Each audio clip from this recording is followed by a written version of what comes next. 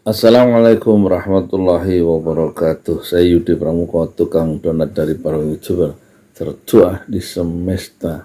Kasus Ustadz Abdul Somad yang ditolak masuk ke Singapura itu membelah masyarakat menjadi dua ya. Untuk pemerintah itu yang saya maksud Mahfud MD, Ngabalin dan Suryo Pratomo, duta besar RI di Singapura, itu terkesan tidak memiliki rasa empati terhadap warga negara Indonesia yang mengalami masalah ya. Seperti Mahfud MD mengatakan bahwa itu bukan urusan pemerintah Indonesia, kasus Abdul Somad. Begitu juga Ali Ngabalin, sementara Suryo Pratomo yang duta besar kita di Singapura itu sangat hati-hati dan tampaknya dia memang posisinya agak sulit karena dia wakil pemerintah ya. Hanya menjelaskan bahwa Abdul Somad itu bukan dideportasi tapi not no land, tidak bisa masuk ya, tidak bisa masuk ke kemana ke Australia. Sementara orang-orang di luar pemerintah itu sangat gigih membela Ustadz Abdul Somad yang diperlakukan secara tidak fair, tidak adil dan tidak pada tempatnya oleh pemerintah Singapura ya. Ini tambah dari ucapan Fahri Hamzah yang keras ya, karena tidak sesuai dengan statuta ASEAN dan melanggar HAM. Kemudian Fadlizon mengatakan bahwa kasus Abdul Somad itu merupakan penghinaan ya, sikap yang menghina dari pemerintah karena menolak orang yang terhormat begitu menurut Fadlizon, seorang ulama cendekiawan yang terhormat. Dan kemudian dari wakil Muhammadiyah itu juga Pak Kiai Buya Anwar Abbas itu juga itu menyesalkan ya Singapura ya, juga termasuk dari Sudarno atau bagian hubungan luar negeri Majelis Ulama itu bahwa menuduh Ustadz Abdul Somad itu menuduh pemerintah Singapura itu pro Yahudi atau pro Israel, dan dia tentu tidak suka orang Israel itu terhadap orang yang melakukan perlawanan terhadap dirinya gitu ya. Jadi tampaknya yang di luar pemerintah itu membela Ustadz Abdul Somad dan yang di dalam pemerintah itu tidak membela Abdul Somad. Ini memang aneh ini pemerintahan sekarang ya.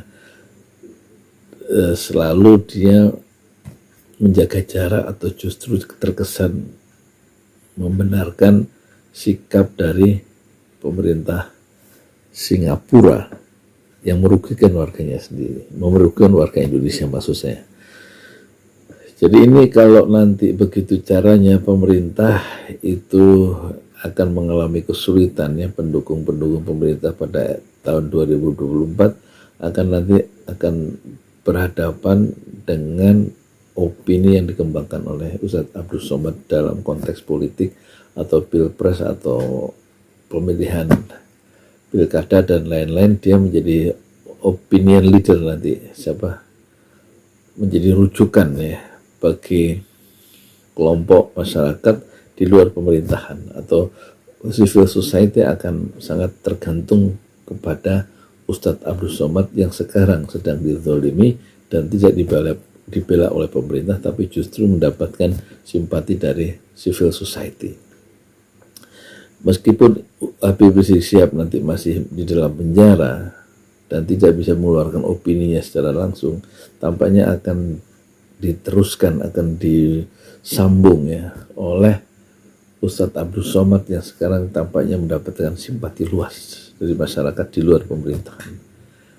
Jadi tampaknya masyarakat sekarang memiliki satu panduan atau satu pegangan ya dari seorang Ustadz Abdul Somad yang dengan izin Allah memang diperlakukan seperti itu, sehingga menimbulkan simpati masyarakat luas untuk menggantikan dalam tanda petik Habib Rizik Syihab yang karena satu dan lain hal tetap nanti akan dikurung oleh kekuasaan dalam satu penjara sehingga tidak bisa berinteraksi dengan pengikutnya, kelompok-kelompok Islam dalam memenangkan pertarungan terhadap pencalonan presiden atau jabatan-jabatan politik yang lain, yang kemungkinan besar Habib Rizik Syihab akan terus diisolasi di dalam negeri, dalam penjara setelah 3 tahun 7 bulan diisolasi di Mekah dalam konteks Pilpres kemarin. Jadi betul-betul sekarang Habib Rizik tidak bisa membuat video, tidak bisa membuat satu pernyataan langsung, kecuali mungkin Habib Rizik mungkin lewat pembelanya, kuasa hukumnya, yaitu Aziz Yanuar. Tetapi di sisi lain, dengan kejadian kasus di Singapura kemarin, hari Senin kemarin tanggal 16 Mei, itu memungkinkan Ustadz Abdul Somad sebagai opinion leader, sebagai pembentuk opini yang utama, yang mewakili kelompok-kelompok Islam yang pro syariat Islam. Dan tampaknya kemampuan komunikasi dari Ustadz Abdul Somad itu tidak bisa diragukan, hampir setara dengan kemampuan komunikasi dari Habib Rizik Syihab di dalam menghadapi jamaah yang luas dalam bentuk opini yang menguntungkan dakwah Islam. Saya Yudi Pramuka, Tuan Donat dari Parung, YouTuber tertua di semesta Fasbir Sobran Jamila. Bersabarlah dengan kesabaran yang indah. Dengan kasus Abdul Somad ini kita bisa melihat peta posisi-posisi ideologis dari beberapa tokoh pemerintahan menghadapi isu yang utama yang mereka juga suka goreng, yaitu isu tentang radikalisme, tentang intoleran, dan lain-lain yang dikenakan pada Ustadz Abdul Somad sejak beberapa tahun yang lalu. Dan tampaknya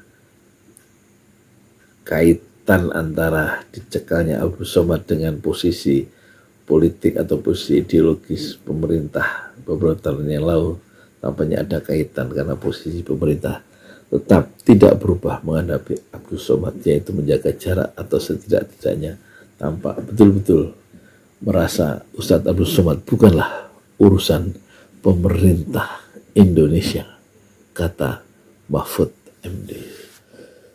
Assalamualaikum warahmatullahi wabarakatuh.